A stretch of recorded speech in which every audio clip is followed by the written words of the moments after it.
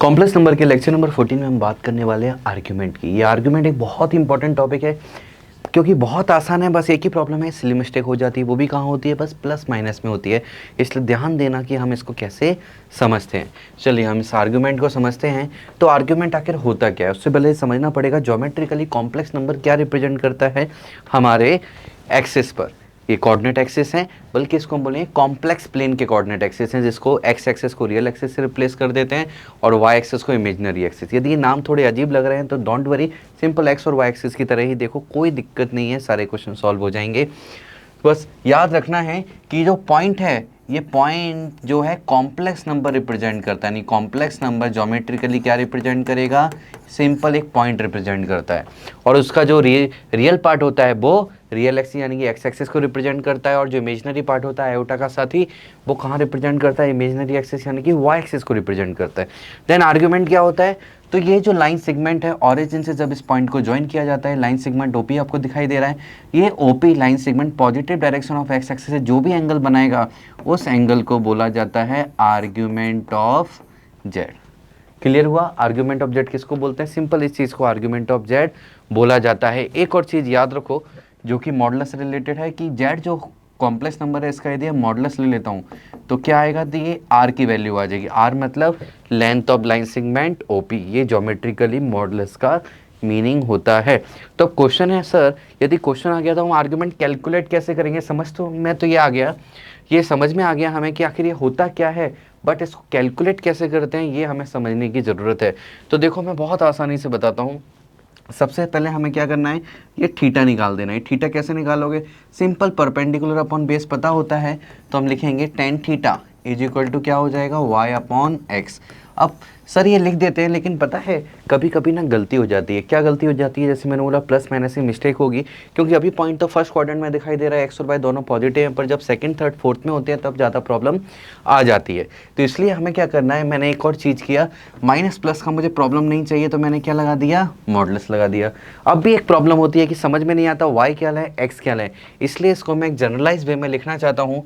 वो जनरलाइज वे ही हमें याद रखना है, वो क्या है, tan theta is equal to imaginary part of Z upon real part of Z. क्योंकि इमेजनरी पार्ट को ही तो y बोला गया है इस क्वेश्चन में, या फिर इस तरह रिप्रेजेंटेशन में, और रियल पार्ट को x बोला गया है। सो ये जो रिप्रेजेंटेशन है टेन थीटा, ये हमें यूज करना है, क्योंकि थीटा हमारे बहुत काम आने वाला है। किसी भी क्वाड्रेंट में हो ये थीटा हम निकालेंगे, लेकिन याद रखो थीटा आर्ग्यूमेंट होगा, ये कंपलसरी नहीं है। उसके लिए हम अलग मैं तरीका बताऊंगा, जिससे कभी भी कोई गलती नहीं होगी पर क्वाड्रेंट वाइज। ठीक है, तो चलो हमने अभी क्या सीख लिया, ये टेन थीटा यानी कि थीटा की वैल्यू कैसे निकालनी है, ये हमने निकाल दिया। मैं एक जनरलाइज लेता हूँ कि अलग अलग क्वाड्रेंट में वैल्यूज लेके कि कैसे हम वैल्यू निकालेंगे। तो फर्स्ट क्वाड्रेंट जैसे अभी हमने किया, वैसे ही मैं यहाँ पॉइंट ले लेता हूँ, Z is equal to X plus iota Y, और यहाँ पर क्या है हमारे पास, दिस इज ऑरिजिन। अब ये ऑरिजिन है, यदि मैं ऑरिजिन से इसको ज्वाइन करता हूँ तो ये जो लाइन सेगमेंट है, ये लाइन सेगमेंट यहाँ से एक एंगल बनाएगा थीटा, जिसको हम आर्ग्यूमेंट बोल देते हैं, है ना। तो फर्स्ट क्वाड्रेंट में थीटा और आर्ग्यूमेंट क्या होते हैं, इक्वल होते हैं। तो इसलिए मैं यहाँ लिखना चाहता हूँ फर्स्ट क्वाड्रेंट में argument of Z is equal to क्या होगा, थीटा। अब बोलोगे सर ये लिख क्यों रहे हो, हमें पहले से ही पता है। वो अभी समझ में आएगा मैं क्यों लिख रहा हूँ, क्योंकि सेकंड थर्ड फोर्थ में ज़्यादा प्रॉब्लम हो जाएगी।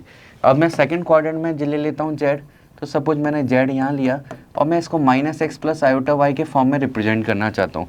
लोग ऐसा क्यों किया, क्योंकि हमें मालूम है सेकंड क्वाड्रेंट में एक्स क्या होता है, एक्स यानी कि रियल पार्ट क्या होगा, निगेटिव होता है, इसलिए मैं उसको माइनस एक्स से रिप्रेजेंट कर रहा हूँ, जिससे हमें गलती नहीं होगी। अब बोलोगे सर ये आर्ग्यूमेंट क्या होगा, तो देखो आर्ग्यूमेंट रियलिटी में ये होगा, क्योंकि हमारी डेफिनेशन के अकॉर्डिंग आर्ग्यूमेंट क्या होता है कि जो लाइन सेगमेंट है ऑरिजिन से उस कॉम्प्लेक्स नंबर को ज्वाइन करने वाला, उस पॉइंट को ज्वाइन करने वाला, positive direction of x axis से जो एंगल बनाएगा उसको हम क्या बोलेंगे, आर्ग्यूमेंट। बट कैलकुलेशन हम डायरेक्टली इसकी नहीं करेंगे, क्योंकि वहाँ पर प्रॉब्लम होती है, क्योंकि फर्स्ट और ये सेकंड थर्ड और फोर्थ क्वाड्रेंट बहुत कन्फ्यूजन है, उसमें हम नहीं जाते। मैं सीधा आसान तरीका बताता हूँ।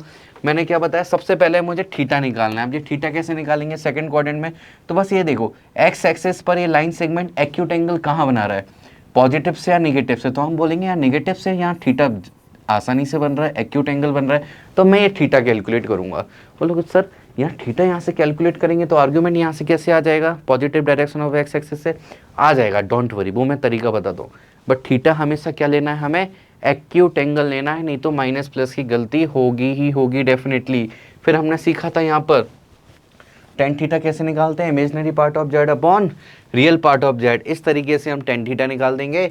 और फिर यहाँ पर जो थीटा आएगा, थीटा की वैल्यू आने के बाद यहाँ आर्ग्यूमेंट ऑफ जेड क्या होगा, तो आप खुद से भी कैलकुलेट कर सकते हो। टोटल पाई होता है, ये माइनस कर दिया तो कितना बचा, पाई माइनस थीटा।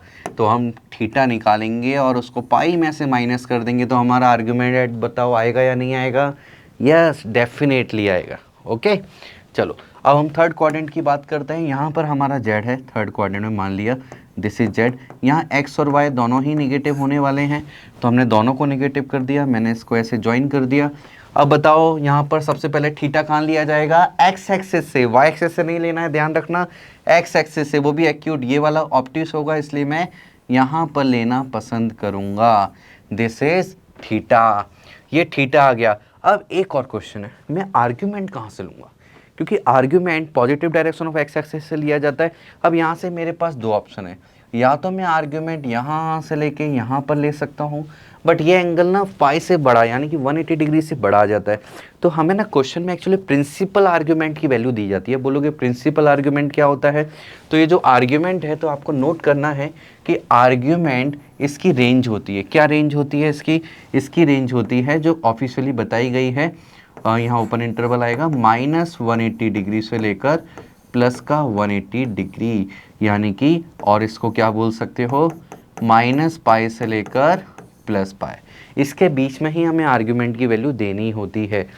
अब इसके बीच में हमें वैल्यू देनी है, तो हम क्या करेंगे, इस वाली चीज़ को रिजेक्ट कर देंगे। तो हम कहाँ पर लेंगे, हम यहाँ से लेंगे, क्योंकि निगेटिव एंगल लेना अलाउ है, निगेटिव एंगल ले सकते हैं। मैंने यहाँ पर लिखा ना -180 डिग्री से +180, -पाई से पाई, मतलब negative angle is allowed, negative angle allow है। तो हम क्या करेंगे, हम बोलेंगे कि यहाँ पर जो आर्ग्यूमेंट है, ये आर्ग्यूमेंट ऑफ जेड कितना होगा। अब ध्यान से देखो, टोटल पाई होता है, पाई में से थीटा माइनस कर देंगे तो आ जाएगा, बट यहाँ पाई माइनस थीटा तो आएगा ही आएगा, बट आगे एक माइनस भी आएगा। क्यों आया ये माइनस, आप जानते हो जब भी एंगल हम क्लॉकवाइज डायरेक्शन में मेजर करते हैं तब आगे माइनस जरूर लगाते हैं। ये ऐसे गए थे पहले एंटी क्लॉकवाइज, अभी क्लॉकवाइज आ गए, तो इसलिए हम बोलेंगे यहाँ पर आर्ग्यूमेंट ऑफ जेड कितना आ गया, थीटा माइनस पाई। तो ये चीज़ हमें याद रखनी है, क्लियर। चलो अब लास्ट क्वाड्रेंट पे हम चलते हैं। लास्ट क्वाड्रेंट में एज्यूम कर लिया, यहाँ पर हमारा जेड है, और जेड क्या होगा यहाँ पर, x माइनस आयोटा वाई। अब मैं इसको ओरिजिन से ज्वाइन कर देता हूँ। जैसे ही मैंने ज्वाइन किया, तो अब फिर से मुझे थीटा एंगल लेना है, तो मैं कौन सा लूँगा, यहाँ पर ये थीटा लूँगा। और जैसे ये थीटा कैलकुलेट किया, तो मैं यहाँ क्या बोल दूँगा, आर्ग्यूमेंट ऑफ जेड किसके बराबर होगा, थीटा के बराबर होगा, बट वो माइनस थीटा के बराबर हो जाएगा। और वो रीजन समझ में आ गया होगा, क्यों, क्योंकि हम क्लॉकवाइज डायरेक्शन में मूव किया है, हमने एंगल को मेजर किया है। तो बस ये चीज़ें याद रखनी है कि फर्स्ट क्वाड्रेंट में आर्ग्यूमेंट जेड थीटा के इक्वल होगा, सेकंड में पाई माइनस थीटा, थर्ड में theta minus pi, and fourth में माइनस ऑफ थीटा के बराबर होगा। बस अब आर्ग्यूमेंट कैलकुलेट करते जाओ। कैसे कैलकुलेट करोगे, पहले थीटा कैलकुलेट करोगे, आइडेंटिफाई करोगे कॉम्प्लेक्स नंबर किस क्वाड्रेंट में है, और उसके अकॉर्डिंग सीधे इन कंडीशंस को यूज करके हम आर्ग्यूमेंट निकाल देंगे। डोंट वरी, मैं प्रैक्टिकल क्वेश्चंस करके दिखाता हूँ, यहाँ पर प्रैक्टिस करके दिखाता हूँ। तो मैंने 4 क्वाड्रेंट के लिए 4 यहाँ कॉम्प्लेक्स नंबर लिए हैं। तो हमें बोला find the argument of Z1 is equal to 5 + 5 iota, Z2 -4 + 4 iota, सब लिखा है। तो एक एक करके सारे क्वेश्चन हम सॉल्व करेंगे यहाँ पर। तो यहाँ फर्स्ट क्वेश्चन में लिख लेता हूँ, Z1 इज इक्वल टू कितना है, 5 + 5 आयोटा, 5 + 5 आयोटा। तो क्वेश्चन देख के सबसे पहले हमें जज क्या करना है, आखिर ये कॉम्प्लेक्स नंबर किस क्वाड्रेंट में है। तो हम बोलेंगे रियल पार्ट कैसा है, तो यहाँ पर रियल पार्ट जो है, रियल पार्ट पॉजिटिव है, और ये कॉम्प्लेक्स नंबर मतलब जो इमेजनरी पार्ट है, दिस इज ऑल्सो पॉजिटिव। तो एक्स और वाई दोनों ही पॉजिटिव है, इसका मतलब कौन सा क्वाड्रेंट होगा, अब बोलोगे फर्स्ट क्वाड्रेंट, यस। तो जेड हमारा यहाँ पर लाई करता है, फर्स्ट क्वाड्रेंट में है। अब मेरा सेकंड प्रोसेस क्या है, थीटा निकालना। फर्स्ट क्वाड्रेंट आ चुका है, नाउ थीटा। तो थीटा के लिए हमने पढ़ा था tan theta is equal to modulus of imaginary part 5 upon real part, और तो इसका मतलब tan theta is equal to कितना आ जाएगा 1। तो थीटा को हम क्या बोल सकते हैं यहाँ पर 45 डिग्री। तो यहाँ पर थीटा कितना आ चुका है हमारे पास 45 डिग्री। नाउ लास्ट चीज़ क्या आर्ग्यूमेंट। तो हमने पढ़ा था कि आर्ग्यूमेंट फर्स्ट क्वाड्रेंट में आर्ग्यूमेंट जेड किसके बराबर होगा, थीटा के ही बराबर होगा। मतलब आर्ग्यूमेंट की वैल्यू भी कितनी आ जाएगी 45 डिग्री, या फिर बोल सकते हैं पाई बाय 4। जनरली आर्ग्यूमेंट को रेडियन में लिखा जाएगा, तो हम आंसर क्या देंगे पाई बाय 4। ये आंसर हम बताएंगे। नाउ सेकंड क्वेश्चन देखते हैं। सेकंड में Z2 कितना दिया गया है -4 + 4 आयोटा। तो यहाँ पर देखो साफ साफ जो रियल पार्ट है, रियल पार्ट क्या है नेगेटिव है, और इमेजिनरी पार्ट क्या है पॉजिटिव है। तो बताओ किस क्वाड्रेंट में होगा, यस सेकंड क्वाड्रेंट में होगा। तो सेकंड क्वाड्रेंट में हमारा Z है, इसको हम ज्वाइन कर देंगे।